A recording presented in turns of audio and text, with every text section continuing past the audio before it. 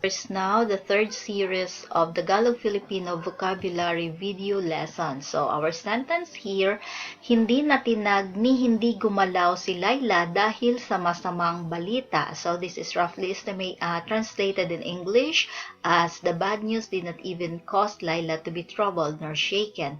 Laila was unshaken nor movable because of the bad news. So, here's the first phrase, masamang balita means bad news. So, here are the sentences.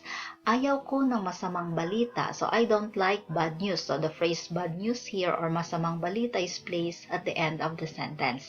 Another, wag ka magsabi ng masamang balita. So, don't say or tell bad news. Magsabi, say or tell. Masamang balita ang bagyo na iyan. So, that storm is bad news. Next, we have next phrase, hindi natinag. It means not disturbed, unshakable, untroubled. It could be physically or emotionally. Okay, hindi natinag. So, hindi natinag ang dambuhalang aso nang pinalo ito. So, remember the word dambuhala from our previous video. So, a very big dog, or it could be a huge dog, okay, was unshaken when it was spanked. So, this is just a rough translation in English. So, when you say pinalo, okay, spank. Hindi natinag si Len sa masamang nangyari sa kumpanya. So, it means that Len was not troubled to the bad situation of the company, or Len was not even worried, okay, to the bad situation of the company. Hindi natinag ang babae sa nakita niyang aksidente. So, the lady was not disturbed to the accident she saw, or the lady saw the accident and she was not even shaken, was troubled, or was disturbed, just simple as that. So, she didn't feel anything about what she saw.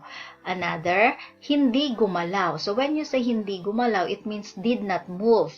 So, hindi gumalaw ang dayuhan nang makita ang nobya. So, the foreigner did not move when he, okay, saw the GF.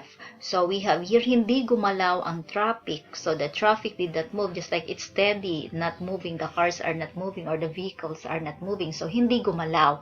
Now, this is past tense. If you look at your tenses, okay, verb tenses, hindi gumalaw ang mga katulong. So, remember the word katulong from our previous video. It means helpers, housemaids. So, since ang mga katulong, it means plural. So, the helpers didn't move. It means it could be that the employee, okay, the boss, okay, asked them to do something, but they didn't even move. They didn't work.